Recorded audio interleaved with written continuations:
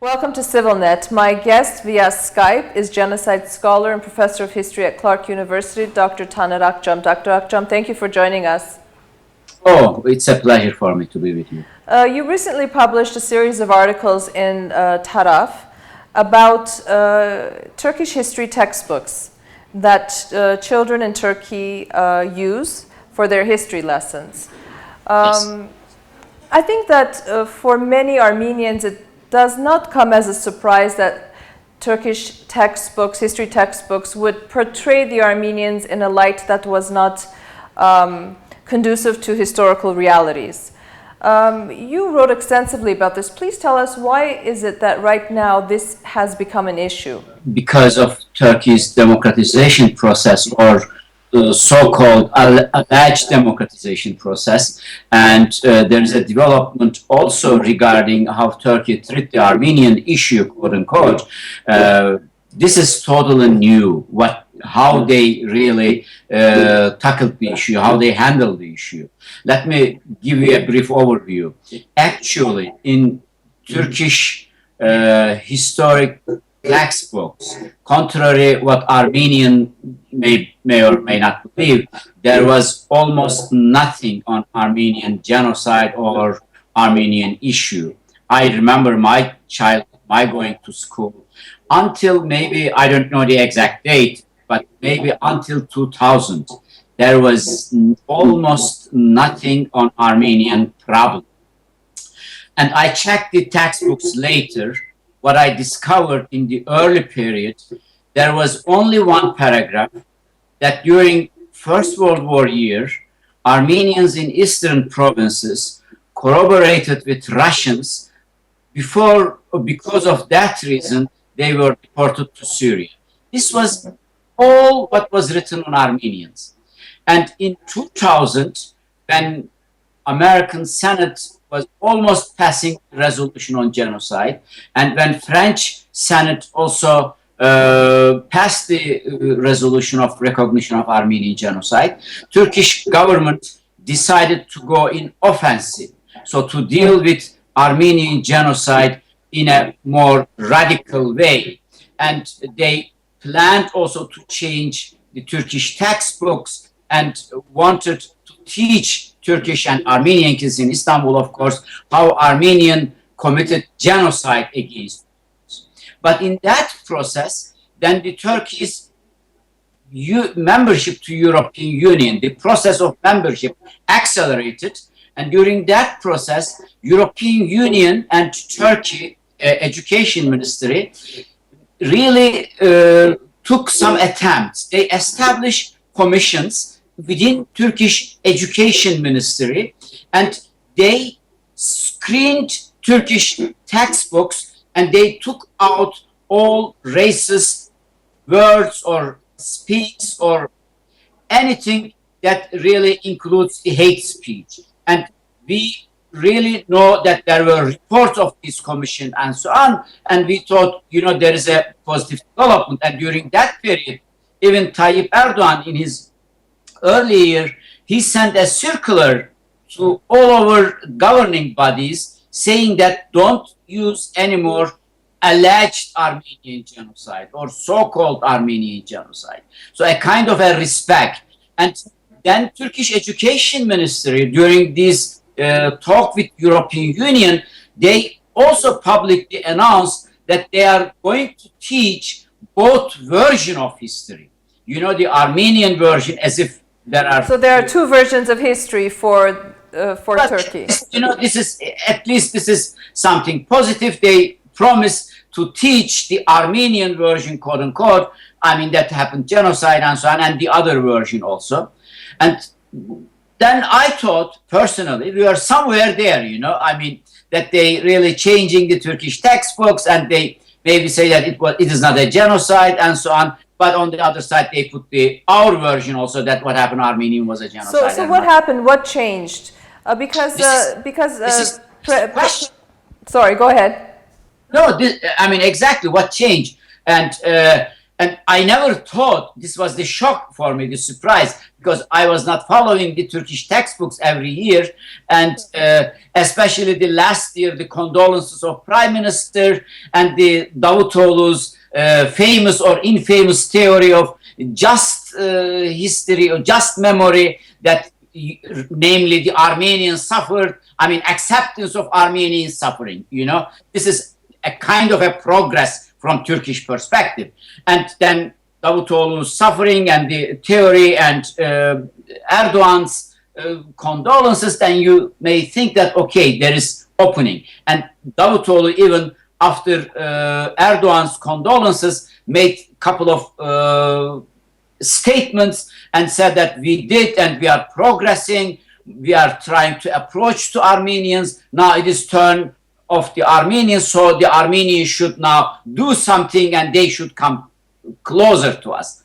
So the entire atmosphere that they created, as if there is something moving from Turkish side, and it is the Armenians who are really dragging the feet and who are really don't want to come closer. I mean, they don't want to negotiate or reconcile with Turks. It is the Armenians' problem. And when I saw the news coverage in August, I thought I should look a little bit closer to that issue, because in August it was a nice cover, but actually not deep enough. It was a very couple paragraphs only, and I was shocked when I read these Turkish textbooks. And other important, but they are all really officially sanctioned by Ministry of Education around 2010, 11, 12, 13. Okay, Dr. Akcam, these textbooks, even Armenian students who study in Armenian schools in Istanbul are required to use these textbooks. Now, you know, I was reading your article and there's several things that really caught my attention, that says that Armenians, or the Armenian issue or the Armenian problem, is the greatest threat to their national security, and the three major threats is the Armenian issue, terrorism, and Christian missionaries. And it really portrays the Armenian in a very, very negative light, you know, explaining how Armenians killed Turkish women and children while their men were at the front. And all of this at a time when now President Recep Tayyip Erdogan, during his campaign election, was talking about a new Turkey, where it didn't matter which minority you belonged to, what your religious beliefs were, as long as you were a citizen of Turkey, everybody was going to be equal. So in August, during his election campaign, and then now we are here talking about this horrible sort of depiction of the Armenian people in history textbooks. There's a huge contradiction there. It is a huge contradiction, and this is the hypocrisy. This is really what makes me angry. I mean, because you cannot do that. On the one side, really portraying yourself somebody who tries to reconcile, and on the other side, to put something in Turkish school books, which is beyond the 2000, I mean, before 2000. I mean, this is really the peak. This is the radical version of really hatred against Armenian. How they reconcile this? This is the biggest problem. And this is the reason that we signed this petition and the sentence and protest this. Yeah, please talk to me, if you will, about the petition. Who has signed on? Whose initiative was it? What are you asking for through this petition? I mean, simply we are asking that these books should be taken out of circulation. I mean, for the Armenian listeners, I have to give an additional information. Turkish education system organized very centrally. So these school books are distributed by government from Ankara, and they are on online even. They are free and every student can download them. So this means we have here a very conscious decision of an education ministry, and it is the policy of government. And so this means government follows a very clear policy towards Armenian. they are number one threat to Turkish national security. So they cannot say, oh, we didn't know. They cannot say this is a democratic country. Anybody can do whatever they want. I mean, they don't have any excuse. Whatever written in these books is or are official Turkish positions. This made Turkish intellectuals really worried and angry, and really we thought this is really a serious backward in not only in Turkish-Armenian relation, in Turkish democratization process also, because it is basically hate speech, nothing else. You haven't mentioned, for example, there is in one of Turkish books, they published allegedly a document, which again allegedly, I have to say that, written or published by a journal or newspaper named Ararat, 1914 August. And this is a 15-point declaration of Armenian revolutionary organizations. This is the claim. And if you read these 15 points, your mind will be blown up. You would say, oh my God, it is impossible. How? It is so obvious that it cannot be. For example, one point says, kill every Muslim who is older than 2 years, you know, or says, burn your own house, and blame the Armenians, and commit treason against your country, be a spy for Russia. I mean, which Armenian would write that be spy of Russians or something like that? I mean, this can be written only by, this is what I wrote, this can be written by Goebbels. This is Nazi propaganda ministry. I mean, it's the worst quality. Sure. So this made us angry. So then a couple of intellectuals, we came together and signed a petition. And basically, it is really only two sentences. Number one, these books should be taken out of circulations. First from Armenian children and then from Turkish children, there must be an apology to Armenian children and to Turkish children for these books. And if really there is a need or demand, a wish to reconcile with Armenians, or the peace, Turkish-Armenian relations goes first from this step. First thing is take this book out of circulation, then talk. So I think it's obvious that we are heading into the centennial of the Armenian genocide. It's been 100 years. Many people have been talking about what may or may not come about. As you mentioned earlier in your opening words, Erdogan's letter to the Armenians, Davutoglu's shared peace or just memories. We really are regressing. I mean, every time that we think that there is some common ground where discussion can begin, something like this transpires, and you realize that you're dealing with a state, a mechanism, a framework, a mindset that's almost impossible to change 100 years later. When they can fabricate history to such depth and to such degree, it's really quite astounding.